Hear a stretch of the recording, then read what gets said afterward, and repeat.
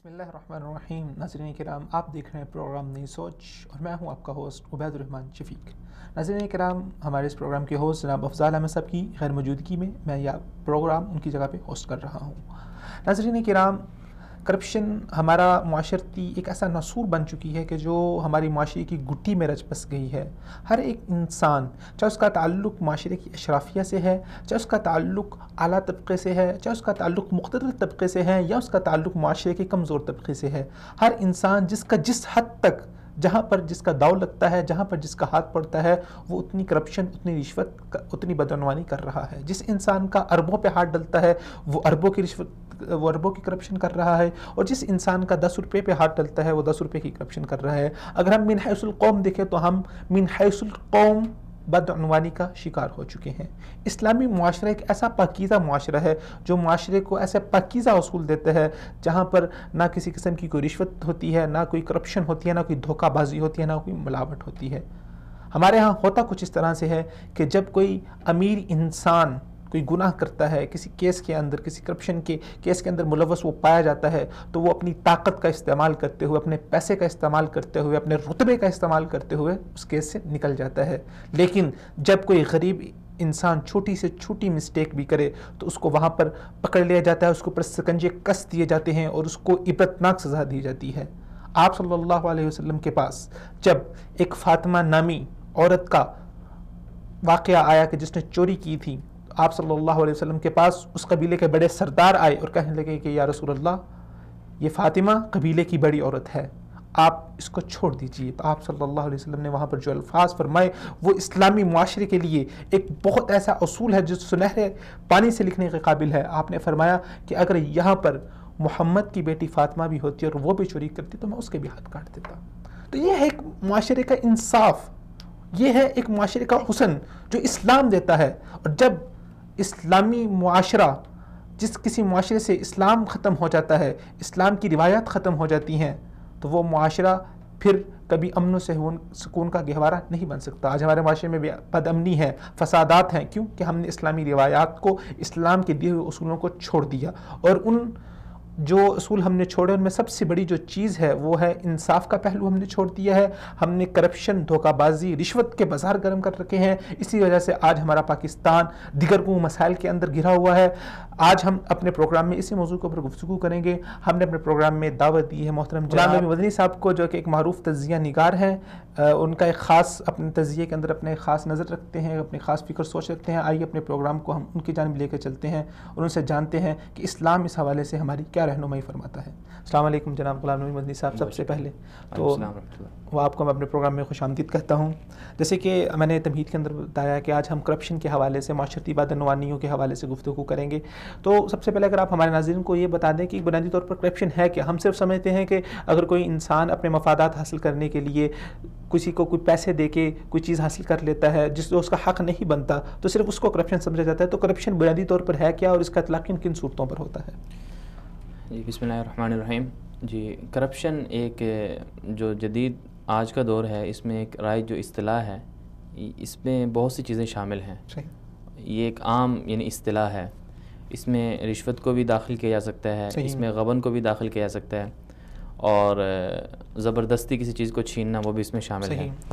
تو میں یہ سمجھتا ہوں کہ کرپشن کا جو اوورآل اس کا مفہوم ہے وہ یہ ہے کہ ناجائز طریقے سے کسی بھی چیز کو حاصل کرنا، کسی بھی کوئی منفعت حاصل کرنا، اپنے عہدے کا استعمال کر کے یا اپنی پوزیشن کا استعمال کر کے کسی خاص اس کو استعمال کرنا، یہ کرپشن کے دائرے میں آتا ہے.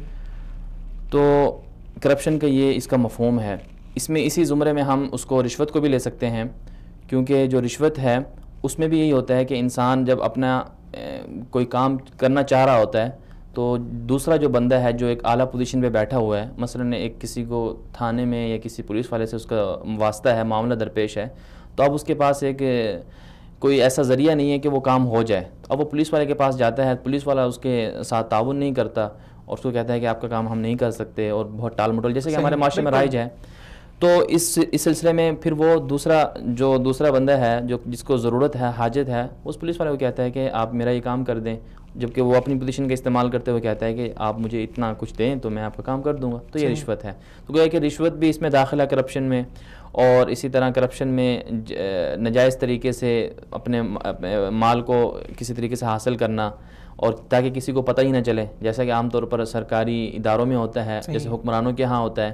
اب حکمران کسی بھی علاقے کا جو بڑا گورنر ہے, یا کسی بھی علاقے کا وزیر اعلیٰ ہے, یا کوئی اور وزیر اعظم ہے کسی بھی علاقے کا, تو وہ اپنی پوزیشن کو استعمال کرتے ہوئے ناجائز طریقے سے اپنے مال کو کماتا ہے. اور اسی زمرے میں یہ سمجھتا ہوں کہ ناجائز طریقے سے لوگوں کو عہدے دلوانا وہ بھی کرپشن میں داخل ہے. مثال کے طور پر جیسے کہ آج ہمارے ہاں یہ رائج ہے کہ اچھے خاصے جو ہمارے حکمران طبقہ ہے, اس میں وہ لوگ اپنے عہدے کا استعمال کر کے اپنے من پسند لوگوں کو معیار سے ہٹ کر, بغیر معیار پہ, ہاں جو لوگ میرٹ پہ نہیں اترتے ان کو محض اپنے عہدے کا استعمال کر کے ان کو وہ عہدے دلواتے ہیں, ان کی جاب لگواتے ہیں, تو ان کو نوکریاں دلواتے ہیں. تو یہ بھی کرپشن میں داخل ہے. اور اسی طرح اگر کرپشن کے ہم مفہوم کو مزید توسیع دیں تو اس میں وہ لوگ بھی داخل ہوتے ہیں جو جیسے کہ اساتذہ کرام ہیں, یا اور جاب کرنے والے جو لوگ ہیں وہ بھی اس میں داخل ہوتے ہیں, کہ بئی طور کہ وہ لوگ یعنی ان کی جو ڈیوٹی ہے, ڈیوٹی میں وہ کمی کرتے ہیں. ڈیوٹی بھرپور, جو ان کی ڈیوٹی مثال کے طور پر 8 گھنٹے کی ہے, 8 گھنٹے نہیں کرتے, اس میں وہ 6 گھنٹے کرتے ہیں, 5 گھنٹے کرتے ہیں. یا اسی طرح ڈیوٹی کے دوران جو ہے نا اپنے کاموں میں مصروف رہتے ہیں. لوگ آپ کا انتظار کر رہے ہیں, لائن میں لگے ہوئے ہیں, اور آپ اپنے موبائل سے کھیل رہے ہیں. تو یہ بھی ایک قسم کی کسی حد تک اس سے کرپشن, جو معاوضہ موصول کر رہے ہیں اس کے مقابل آپ اپنی ذمہ داری اس حد تک نہیں اگر آپ سر انجام دے رہے تو یہ چیز بھی کرپشن میں آتی ہے. جی بالکل, دھوکہ دہی ہے ایک قسم کی یہ. بالکل, تو یہ بھی اس میں شامل ہوگی. تو یہ بنیادی طور پر یہ وہ چیزیں ہیں جو کرپشن کے اندر بنیادی طور پر یہ چیزیں داخل ہیں. اور ہمارے معاشرے کے اندر جیسے کہ آپ سمجھتے ہیں کہ ان سب چیزوں میں کوتاہی برتی جا رہی ہے. اگر ہم نیچے سے لے کر اوپر تک اگر ہم کھنگالیں تو ہمیں اوور آل جو ہے سب لوگوں میں, ایک عام انسان جو ہے مثال کے طور پر ایک دیہڑی دار ہے, اگر اس کا اندازہ لگائیں تو بہت سے لوگ, ہمیں بہت سے مزدور ایسے ملیں گے جو اپنی ڈیوٹی میں کمی کرتے ہیں, کوتاہی کرتے ہیں, اور کسی حد تک جو ہے وہ کرپشن کا وہ شکار ہوتے ہیں. یہ آپ کی بات کرتا ہوں. ہمارے ہاں بہت ایک معروف اصطلاح ہے معاشرے کے اندر کہ اگر آپ نے کسی مزدور یا مستری سے کام کروانا ہے تو اگر آپ اس کو دیہڑی پہ لے کے آئیں گے تو وہ کام کم کرے گا, تو اس سے بہتر ہے کہ آپ اس کو ٹھیکہ دے دو, ٹھیکے میں وہ کام جلدی کر لے گا. ہاں بالکل, یہ بچنے کی یعنی کہ ایک وہ ہے تدبیر لوگ اختیار کرتے ہیں.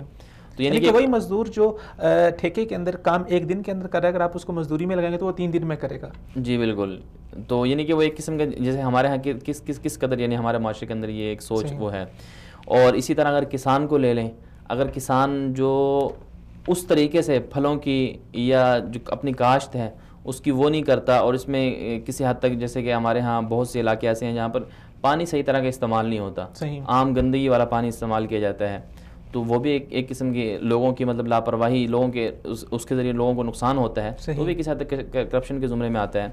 جو کرپشن کی جو آج کے دور میں جو اصطلاح رائج ہے, بنیادی طور پر وہ عام طور پر جو حکمران ہیں یا حکومتیں ہیں تو ان کے اندر جو ہے نا کرپشن کی اصطلاح زیادہ معروف ہے, کیونکہ زیادہ تر جو کرپشن ہوتی ہے وہ عام طور پر انہی لوگوں کے اندر ہوتی ہے. تو دنیا کے اندر اس وقت بہت سے ایسے ممالک ہیں جہاں پر کرپشن کو ایک بنیادی طور پر تسلیم کیا جاتا ہے, لوگ تسلیم کرتے ہیں, قانونی یعنی ان کو وہ دیا ہوا ہے.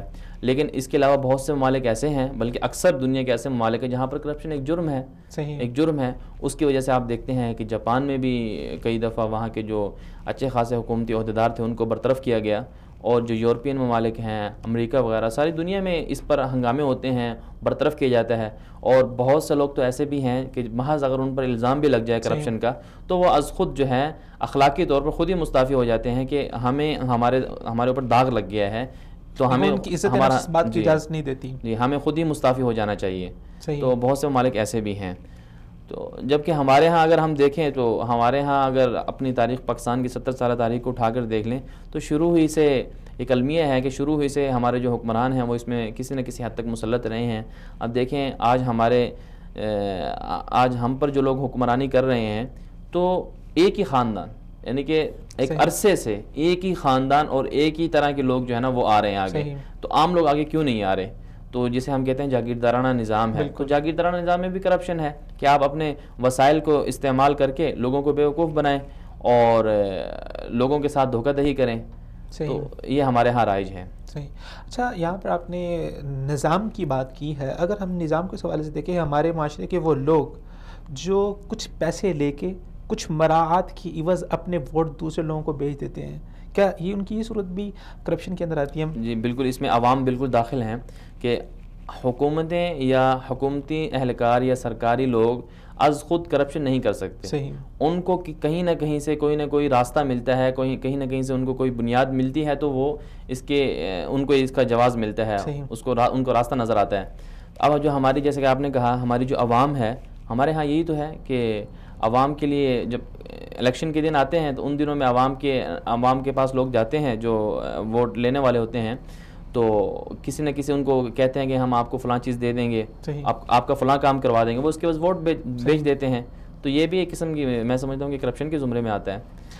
جی, جبکہ ووٹ تو ایک امانت ہے, اس کو آپ نے قوم کے مفاد میں دیکھنا ہے, پورے پاکستان کے مفاد میں دیکھنا ہے. کہ آپ دیکھیں کہ اگرچہ آپ کو ہو سکتا ہے کہ آپ کو اپنا تھوڑا بہت نقصان بھی کرنا پڑ جائے تو آپ اس کو برداشت کریں, کیونکہ آپ اس کی خاطر پوری قوم کا بھلا کر رہے ہیں. لیکن ہمارے یہاں بعض گاؤں میں, دیہاتی علاقوں میں, ہم شہروں کی بات نہیں کرتے, بڑے شہروں میں تو لوگ چلے کچھ ایجوکیٹڈ ہوتے ہیں, کچھ سمجھتے ہیں, لیکن دیہاتی علاقوں میں ایسا بھی دیکھنے ملا کہ لوگوں نے 500 1,000 روپے کے عوض میں اپنے ووٹ بیچ دیے ہیں. اور میں سمجھتا ہوں کہ یہ اتنی بڑی قوم کے ساتھ ظلم ہے, پاکستان کے ساتھ ظلم ہے, کہ وہی لوگ ہم دیکھتے ہیں پچھلے 40-50 سالوں سے, ہم 70 سال ہو گئے پاکستان کو بنے, وہی لوگ جن کے اوپر کرپشنوں کے بڑے بڑے چارجز ہوتے ہیں, وہ دوبارہ سے دوبارہ حکومتیں کر رہے ہیں, ہمارے اوپر مسلط ہیں, اور ہم جو ہے اسی طرح پیس رہے ہیں انہی کے ہاتھوں, وہ ہمیں جس طرح لوٹنا چاہتے ہیں لوٹ رہے ہیں.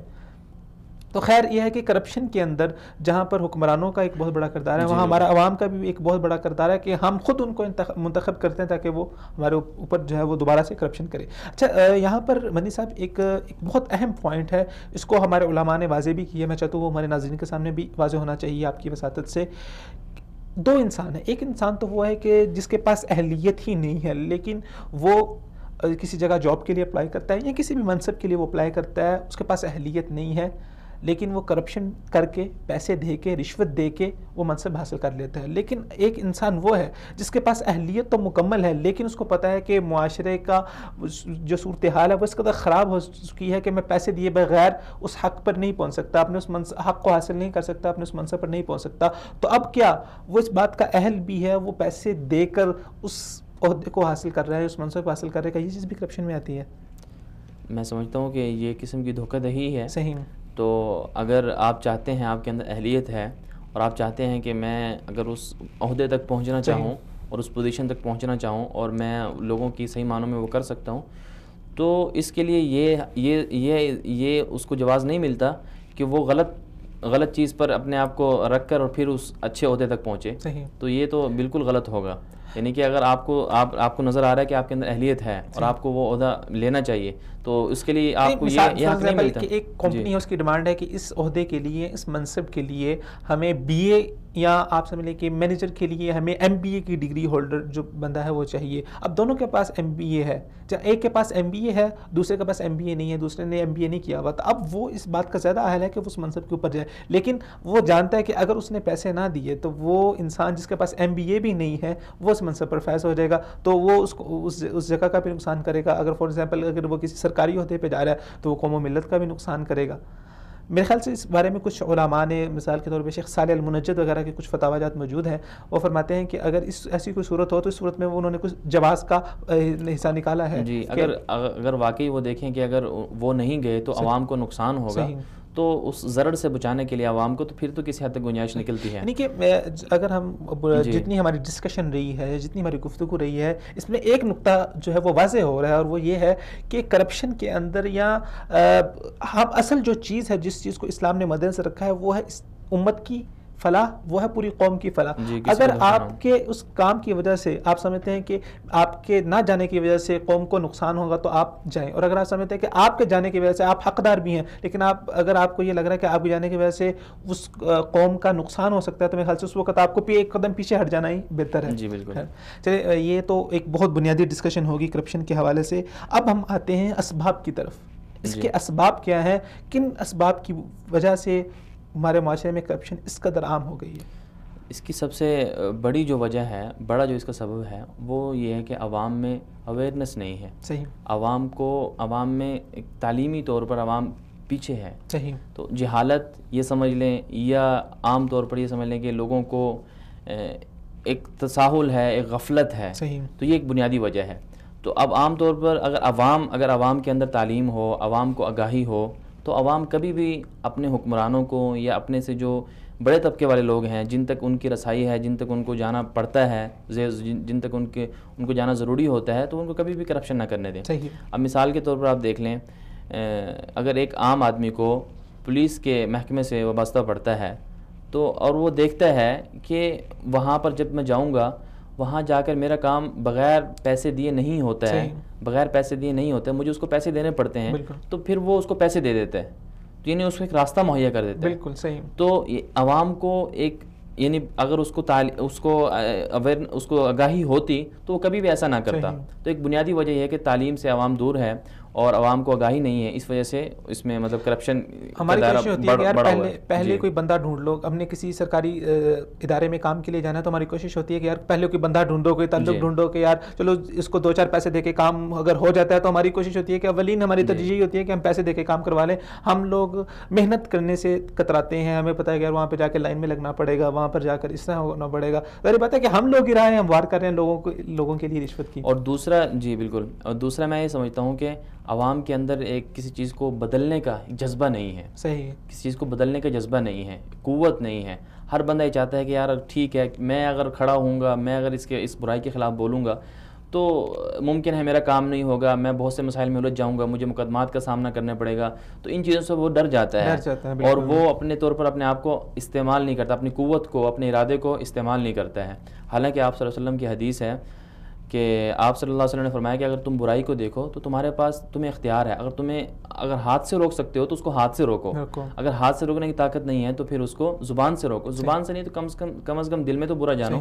تو ہم میں سے بہت سے لوگ ایسے ہوتے ہیں جن میں اتنی قوت ہوتی ہے کہ وہ ہاتھ سے روکنا چاہیں تو وہ روک سکتے ہیں برائی کو، کرپشن کو روک سکتے ہیں. جو آپ کے سامنے جو آپ سے رشوت لے رہا ہے، جو آپ سے دھوکہ کر رہا ہے، وہ اس کو روک سکتا ہے.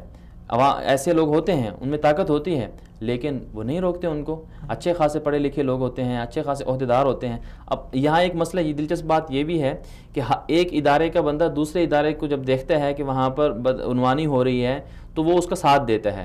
ٹھیک ہے، مثال کے طور پر اگر ایک کوئی تعلیمی ادارے سے وابستہ کوئی افسر ہے یا پرنسپل ہے، اگر اس کا وابستہ پولیس افسر سے پڑتا ہے تو وہ پولیس افسر اس سے رشوت مانگتا ہے، اس طرح کوئی چیزیں کرتا ہے تو وہ پھر اس کو جواز دیتا ہے چلو ٹھیک ہے اس کو دے دیں. حالانکہ دونوں ایک ہی لیول کے بندے ہیں، تو اس میں ایک دوسرے کو وہ آگے راستہ مہیا کرتے ہیں. تو اس سلسلے میں اگر عوام اپنی قوت کو استعمال کرے اور اپنے ارادے کو استعمال کرے تو میں سمجھتا ہوں کہ اس کو روکا جا سکتا ہے کرپشن کو. اور اسی طرح تیسری بڑی وجہ یہ ہے کہ ہم یہ نہیں سمجھتے کہ جو ہمارے معاشرے میں جو چیز رائج ہو رہی ہے اس کو اگر ہم ختم نہیں کریں گے تو جو اس کے نقصانات ہیں اس سے ہمیں وہ نقصانات کس قدر ہمارے لیے خطرناک ہیں، ہم ان چیزوں پر غور نہیں کرتے. اب مثال کے طور پر کرپشن جو ہے اب ہمارے حکمرانوں میں رائج ہے، تو اب حکمرانوں کو روکنا، حکمرانوں کو سمجھانا، حکمرانوں سے محاسبہ کرنا یہ عوام کا حق ہے. عوام چاہے تو ان کو روک سکتی ہے. اب جیسے کہ ہمارے ہاں وہ جو کیس مشہور پاناما کیس چل رہا ہے، اس کا جو فیصلہ ہوا اور اس میں عوام نے ایک قسم کے عوام صرف دیکھتی ہے بھئی شو کیا چل رہا ہے اور اس کے بعد نتیجہ کیا آنا ہے. جو سنسنی خیزی میڈیا کی طرف سے پھیلائی جاتی ہے یا دیگر اداروں کی طرف سے، باہمی پارٹیوں کی طرف سے پھیلا دی جاتی ہے، عوام اس پر تفریق کا شکار ہو جاتی ہے، ایک آواز ہو کر کسی کا ساتھ نہیں دیتی. اب دیکھیں، اب ایک پارٹی اس دوسرے پر یہ الزام لگا رہی ہے کہ اس نے کرپشن کی ہے، ایک بندہ کہہ رہا ہے کہ اس نے کرپشن کی ہے، دوسرا کہہ رہا ہے کہ ہم نے نہیں کی. اب آدھی عوام جو ہے چونکہ اپنے اس کی من پسند یعنی اپنی خواہش کے مطابق ایک پارٹی کے ساتھ ہے اور دوسری کے ساتھ ہے، جو حق ہے اس کا ساتھ نہیں دیا جا رہا. تو اس کی وجہ سے بھی معاشرے میں یعنی کہ عوام جو ہے نا حق اور باطل میں تفریق نہیں کرتی، بس اپنے دلی طور پر جو ان کی خواہشات ہوتی ہیں اپنی خواہش کے مطابق جو ہے نا وہ لوگوں کے ساتھ معاملات کرتی ہے، اپنے حکمرانوں کے ساتھ معاملہ کرتی ہے. تو جس کی وجہ سے کرپشن مزید جو ہے نا پروان چڑھتی ہے. جبکہ اسلام نے، میں یہاں پہ آپ کی بات کو کرتا ہوں، اسلام نے ایک بہت ہی پیارا اور معاشرے کے لیے ایک سنہری اصول دیا ہے، وَقُلْتُمْ فَعْدِلُوا وَلَوْ كَانَ ذَا قُرْبَىٰ. یہاں پہ تو پارٹی کی بات اللہ تعالیٰ فرما رہے ہیں کہ اگر تمہارے حق کی بات کے خلاف تمہارا اپنا کوئی قریبی تمہارے ولو کان آباؤکم او بناؤکم، تمہارے ماں باپ تمہارے بیٹے تک آ جائیں تو پھر بھی تم حق کا ساتھ نہ چلو، ولو کنتم فاعدلوا ولو کان ذا قربا، چاہے جتنا قریبی کیوں نہ ہو، عدل انصاف کے پہلو کو کبھی نہ چھوڑو۔ اور اسی طرح کرپشن کے جو اسباب میں سے ایک بڑا سبب یہ ہے کہ ہمارا قانون جو ہے وہ کمزور ہے، قانون صحیح معنوں میں بالادست نہیں ہے اور قانون کو روندا جا رہا ہے، ٹھیک ہے، اور جو ہماری عدالتیں ہیں، ہمارے جو انصاف کرنے والے ادارے ہیں وہ آزاد نہیں ہیں، اور اگر کسی حد تک آزاد بھی ہیں تو ان پر وہ صحیح معنوں میں فیصلے نہیں دے رہے، تو انصاف کے ساتھ، انصاف کے مطابق جو فیصلے دینے ہوتے ہیں وہ فیصلے نہیں دے رہے، قانون کی بالادستی نہیں ہے، جس کا ہم ہر روز مشاہدہ کرتے ہیں۔ اب دیکھیں کتنے لوگ ہیں ہمارے ہاں، ہماری دولت پاکستان کی، کتنی حکمرانوں کی جو پاکستان کی جو دولت ہے وہ باہر ملکوں میں پڑی ہوئی ہے، ان کو واپس نہیں لے کے آ سکے، اور عوام کی، اب یہ پاناما کیس کو دیکھ لیں، ابھی کتنے عرصے سے چل رہا ہے، اس کا ابھی تک فیصلہ نہیں آیا، مزید اس کو لٹکا دیا جا رہا، لٹکا دیا گیا ہے، اور مزید اس میں یہ ہے کہ آپس میں لین دین ہو رہی ہے، طے ہو رہے ہیں بھئی اتنا کر لیا جائے اور ہم آپ کے ساتھ اتنا کر لیں گے، اتنا کر لیں گے، تو یہ بھی ایک بڑی وجہ ہے کرپشن کے اسباب۔ اور اگر آپ جا کے عدالتوں کی صورتحال دیکھیں، ہماری ہائی کورٹ، سپریم کورٹ کا دیکھیں، تو میں سمجھتا ہوں سینکڑوں نہیں ہزاروں کیسز ایسے پڑے ہیں جو پینڈنگ پڑے ہوں گے، کئی تاریخوں پہ تاریخیں پڑ رہی ہیں اور وہ کیسوں کو لمکایا جاتا ہے اور اس طرح جلد فیصلہ نہیں کیا جاتا، جلد کسی نتیجے پر نہیں پہنچا جاتا، جس کی وجہ سے میرے خیال سے عوام کا بھی کافی حد تک جو ہے نا وہ حکومت سے اور دیگر جو مقتدر طبقہ ہے اس سے اعتماد اٹھتا جا رہا ہے اب لوگوں کا۔ لوگ کوشش یہی ہوتی ہے کہ یار کوئی سائڈ کا رستہ نکال کے جا کے کوئی جہاں تک مسئلہ حل ہو سکتا ہے وہاں پہ کر لیا جائے۔ چلو گفتگو کا سلسلہ جاری رکھتے ہیں ناظرین کرام، یہاں پر ٹائم ہوا ایک شارٹ بریک کا، ملتے ہیں ایک چھوٹی سی بریک کے بعد۔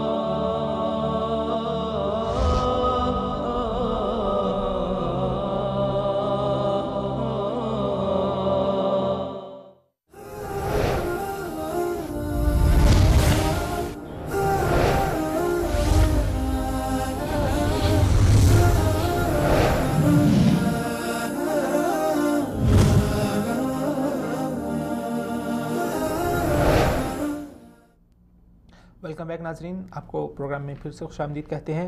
ہمارا گفتگو کا سلسلہ جاری ہے. ہمیں اسٹوڈیوز میں جوائن کیا ہوا ہے محترم جناب غلام نبی مدنی صاحب نے، جو کہ ایک معروف تجزیہ نگار ہیں اور اس کے ساتھ ساتھ ایک بہت ہی معروف کالمسٹ بھی ہیں. بہت سارے اخبارات میں آپ ان کے کالمز، ان کا نقطۂ نظر، ان کی سوچ پڑھتے رہتے ہیں.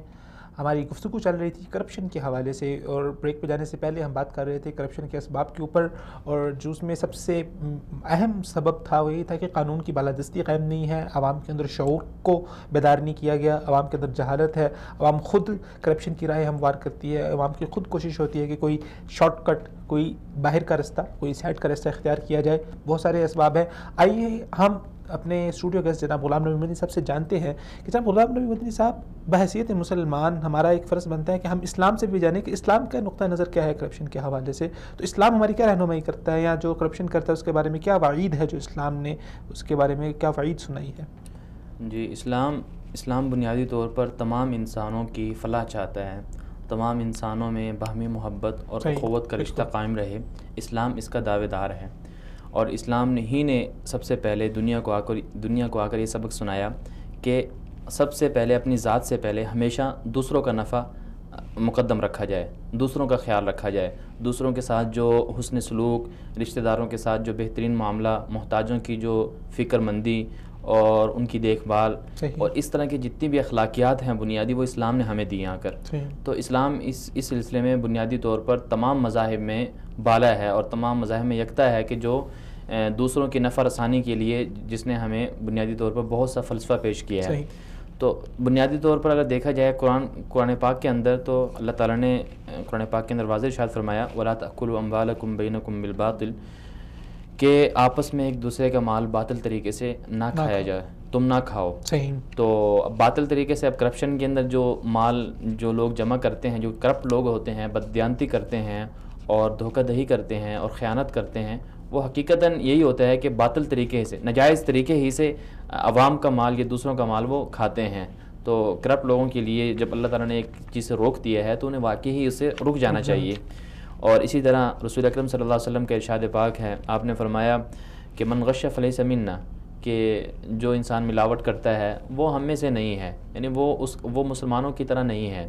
یعنی مسلمانوں کی عادت یہ نہیں ہے، مومنین کی عادت یہ نہیں ہے کہ وہ دھوکہ دہی کریں، ملاوٹ کریں، دوسروں کو نقصان پہنچائیں. اسی طرح قرآن پاک کے اندر اللہ تعالیٰ نے فرمایا وَيْلٌ لِّلْمُطَفِّفِينَ الَّذِينَ إِذَا اكْتَالُوا عَلَى النَّاسِ يَسْتَوْفُونَ، کہ ہلاکت ہو تطفیف کرنے والوں کے لیے، مطففین کے لیے، کہ جو ناپ تول میں کمی کرتے ہیں. ناپ تول میں کمی کرنا یہ ہمارے معاشرے کے اندر ایک ایسی چیز بن گئی ہے کہ اس کو برائی سمجھا ہی نہیں جاتا. تو اچھے خاصے لوگ بھی، سمجھدار بھی، بہت سے لوگ اس برائی میں ملوث ہیں. اپنے فائدے کے لیے دوسروں کو نقصان پہنچایا جاتا ہے. اب تطفیف کی تفسیر میں علماء نے یہ بھی لکھا ہے، مفسرین نے یہ بھی کہا ہے کہ جو ڈیوٹی کرنے والے لوگ ہوتے ہیں، اگر وہ اپنی ڈیوٹی میں کمی کرتے ہیں، کوتاہی کرتے ہیں، یا کسی طرح سے اپنا کام بھرپور طریقے سے انجام نہیں دیتے، وہ بھی اس میں شامل ہیں.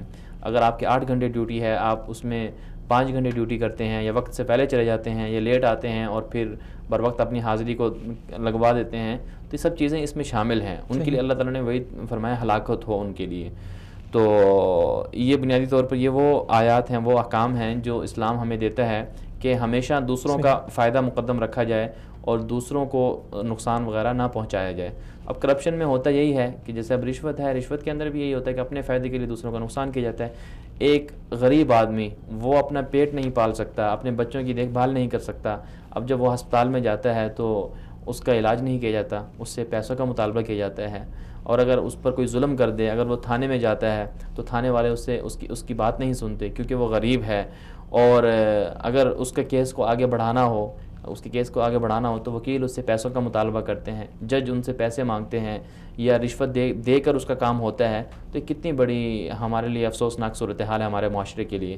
تو ہمیں ان چیزوں کو دیکھنا ہوگا، اسلام کے نقطہ نظر سے دیکھنا ہوگا، اور پھر جا کر یہ کرپشن کا جو ہے یہ سد باب ممکن ہوگا. صحیح جی. تو اس کے سد باب کے لیے، اس کے تدارک کے لیے کیا حل ہو سکتے ہیں کہ جس کے ذریعے سے ہم معاشرے میں یہ جو ایک ناسور پھیلتا جا رہا ہے، جس کی وجہ سے ہمارا معاشرہ بد امنی کی طرف جا رہا ہے، معاشرے میں انتشار اور خلفشار پھیل رہا ہے، تو سد باب کے لیے کیا حل ہو سکتے ہیں آپ کی نظر میں؟ سب سے پہلے میں یہ سمجھتا ہوں کہ عوام کو تعلیم دی جائے، عوام کے اندر اس سوچ کو بیدار کیا جائے کہ واقعی یہ ایک بہت بڑا نسور ہے، ایک بہت بڑا جرم ہے ظلم ہے کہ جس سے بہت سے لوگ متاثر ہوتے ہیں. ٹھیک ہے, اس میں پڑھے لکھے لوگ بھی متاثر ہوتے ہیں, اور طلباء بھی متاثر ہوتے ہیں, نوجوان بھی متاثر ہوتے ہیں, اور غریب لوگ بھی متاثر ہوتے ہیں, کسان بھی متاثر, ہر طرح کے لوگ اس میں متاثر ہوتے ہیں, عوام پورا معاشرہ متاثر ہوتا ہے. اور یہی وجہ ہے کہ اس سے ہماری پوری قوم کی جو ایک ساکھ ہے اور ایک جو ہماری عزت ہے وہ داؤ پر لگ جاتی ہے. دنیا کے اندر اگر ہم دیکھیں پاکستان کا کرپشن میں کتنا نمبر ہے, 116واں نمبر ہے. تو کتنی بڑی ہمارے لیے افسوسناک صورتحال ہے کہ ہم دنیا میں کرپٹ ترین ممالک میں شمار ہوتے ہیں, جو دنیا کے 170 ممالک میں سے ہمارا 116واں نمبر ہے. تو یعنی کہ ہم اچھے نہیں ہیں. تو باہر کے لوگ کیسے ہمارے ملک میں آ کر جو ہے وہ سرمایہ کاری کریں گے, کیسے ہمارے لوگوں پر ٹرسٹ کریں گے, کیسے ہم ہمارے لوگوں کو اپنے ہاں بلا کر ان کو جاب دیں گے, ان کی عزت کریں گے. تو ہماری عزت داؤ پر لگ جاتی ہے. سب سے پہلے تو یہ کہ نیچے سے لے کر اوپر تک ہر طبقے کے لوگ کو اور ہر قسم کے انسان کو اور ہر قسم کے ادارے کو اور ہر طرح کے ادارے کو ایک تعلیم دی جائے کرپشن کے حوالے سے. اس سوچ کو بیدار کیا جائے, لوگوں کی سوچ بنائی جائے کہ کرپشن واقعی ایک ناسور ہے, اس سے بچا جائے. ہر انسان اپنی حد تک کرپشن سے یا بددیانتی سے یا بدعنوانی سے اور رشوت سے, اس طرح کی چیزوں سے بچنے کی کوشش کرے. اگر ایک کسان ہے تو وہ امانت داری سے, دیانت داری سے اپنا کام سر انجام دے. اگر ایک اسکول ٹیچر ہے وہ اپنی ڈیوٹی مضبوطی سے اور بھرپور طریقے سے پورے اپنی تیاری کے ساتھ اور پورے کے پورے وقت کے اندر جو ہے اپنی ڈیوٹی کو سر انجام دے. اگر ایک ڈاکٹر ہے وہ عوام کے ساتھ خوش اخلاقی سے پیش آئے اور اپنی ڈیوٹی میں ایمانداری کو سامنے رکھے. اسی طرح اگر ایک جج ہے, اگر ایک وکیل ہے, اور اسی طرح اگر ایک سیاستدان ہے, تو یہ پورے کے پورے اگر ہر طبقے کا, اگر ہر انسان اپنے طور پر یہ سوچ لے کہ میں نے کرپشن سے بچنا ہے, میں نے عوام کو نقصان نہیں دو, میں نے دوسروں کو نقصان نہیں پہنچانا, دوسروں کے ساتھ میں نے انصاف کے ساتھ معاملہ کرنا ہے, دوسروں کی خیر خواہی اور بھلائی کے لیے میں نے کام کرنا ہے, تو انشاءاللہ جو ہے وہ کرپشن ختم ہو سکتی ہے. تو پہلا جو اس کی تدارک کا جو بنیادی سبب ہے وہ عوام کو تعلیم دی جائے. دوسرا جو اس کا سبب ہے وہ قرآن و سنت کی طرف لوگوں کو راغب کیا جائے. یہ کام علماء کا ہے کہ علماء کرام ممبر و مساجد کو جو ممبر ہیں وہاں سے عوام کے اندر اس سوچ کو بیدار کریں, عوام کی رہنمائی کریں کہ اسلام جو ہے بدعنوانی کے خلاف ہے, اسلام رشوت کے خلاف ہے, اسلام دوسروں کی ضرر رسانی کے حقدار نہیں ہے, حق میں نہیں ہے, اسلام اس کے خلاف ہے. تو اللہ اور اللہ کے رسول صلی اللہ علیہ وسلم کی اس کے بارے میں وعیدات ہیں. تو یہ علماء کا کام ہے. علماء جو ہے وہ عوام کو اس سلسلے میں تیار کریں. جی, اور اسی طرح اس کے تدارک کے لیے ایک اور جو سبب ہے جس پر جو ہے ہماری عوام کو بھی غور کرنا چاہیے, اور بنیادی طور پر جو ہماری عدالتیں ہیں, قانونی ادارے ہیں, ان کو اس میں غور کرنا چاہیے کہ ہمیں جو قانون ہے وہ سب کے لیے یکساں ہونا چاہیے. جو انسان بھی کرپشن کا یا جو انسان بدعنوانی کا مرتکب ہو اس کے خلاف قانونی چارہ جوئی کی جائے. قانون اس سلسلے میں آزاد ہو. قانون وزیر اعظم اور عام انسان کے درمیان میں کوئی تفریق نہ کرے, دونوں کو ایک ہی وقت میں بلائے. یہ کیا وجہ ہو گئی کہ ایک کیس اگر وزیر اعظم کے خلاف بنتا ہے اس کو مہینوں لگ جاتے ہیں, اس کو لٹکا دیا جاتا ہے, جبکہ ایک غریب آدمی اگر کسی سلسلے میں غلطی کا کوتاہی کا مرتکب ہوتا ہے تو اس کو فوراً سزا دی جاتی ہے. تو اس سلسلے میں ہمیں قانون کو آزاد کرنا ہوگا, عدالتوں کو ہمیں آزاد کرنا ہوگا. تو یہ وہ بنیادی سبب ہیں. اسی طرح جو ہمارے تعلیم یافتہ لوگ ہیں, جو نوجوان اپنا کیا کردار ادا کر سکتے ہیں کرپشن کے خاتمے کے لیے. ان کے پاس جو ذرائع ہیں وہ ان کو استعمال کریں. آپ صلی اللہ علیہ وسلم نے فرمایا کہ ایک جو بھلائی کی بات ہے وہ دوسروں تک پہنچانی چاہیے, خیر کی بات دوسروں تک پہنچانی چاہیے. تو جس انسان کے پاس, جس نوجوان کے پاس جو ذریعہ ہو وہ اس کے ذریعے لوگوں کی رہنمائی کرے. اگر اس کے پاس فیس بک پر اس کا اکاؤنٹ ہے تو اس کے ذریعے لوگوں کو آگاہی دے, قرآن و حدیث سنائے. اور اگر اس کے اختیار میں آتا ہے کہ وہ لوگوں کو جا کر لوگوں سے ملے اور ان کو سمجھا سکتا ہے تو ان کو سمجھائے جا کر. یہ بنیادی سبب ہے. جی, بہت شکریہ جناب غلام نبی مدنی صاحب ہمارے اسٹوڈیوز میں آنے کے لیے اور اپنا خاص وقت دینے کے لیے. جی ناظرین کرام, آپ محترم جناب غلام نبی مدنی صاحب کی گفتگو سماعت فرما رہے تھے. اسلامی معاشرہ ایک ایسا معاشرہ ہوتا ہے جو ایمانداری کی ایک اعلیٰ مثال قائم کرتا ہے. اسلامی معاشرہ ایک ایسا معاشرہ ہوتا ہے جہاں پر ایک کھوٹے سکے تک کی بھی ہیرا پھیری نہیں ہو سکتی. یہ وہ مثالی معاشرے جو آپ صلی اللہ علیہ وسلم نے قائم کیے, جس کے اندر صحابہ رہا کرتے تھے, یہ وہ معاشرے ہیں جو دنیا کے اندر جنت کی تصویر پیش کیا کرتے تھے, جہاں پر امن ہر طرف ہر سو امن ہی امن تھا, جہاں پر لوگ راحت کی زندگی گزارا کرتے تھے. لیکن آج ہم کہنے کو تو مسلمان ہیں, ہمارا ملک ایک اسلامی جمہوریہ پاکستان ہے, لیکن اگر ہم اپنے معاشرے کی طرف غور کریں، اپنے لوگوں کی طرف غور کریں، تو ہر برائی، ہر گھٹیا کام ہمارے اندر پایا جاتا ہے۔ ناظرین کرام، اگر ہم اپنے پاکستان کو، اپنے ملک کو امن کا گہوارہ بنانا چاہتے ہیں، اگر ہم پاکستان کو ترقی کے عروج پر لے کے جانا چاہتے ہیں، تو ہمیں اپنے آپ کو بدلنا ہوگا، ہمیں اصلاح کی ابتدا اپنے آپ سے کرنی ہوگی، کیونکہ ایک فرد ہی معاشرے کی اکائی ہوتا ہے۔ جب ایک فرد بدلے گا تو ایک گھر بدلے گا، جب ایک گھر بدلے گا تو ایک محلہ بدلے گا، اور جب ایک محلہ بدلے گا تو پورا شہر بدلے گا، اور جب شہر بدلیں گے تو پورا ملک بدلے گا، اور جب ملک بدلیں گے تو پوری دنیا بدلے گی۔ اسی کے ساتھ اجازت چاہتا ہوں، انشاءاللہ اگلے ہفتے ملیں گے اسی جگہ اسی وقت پر، تب تک کے لیے خدا حافظ۔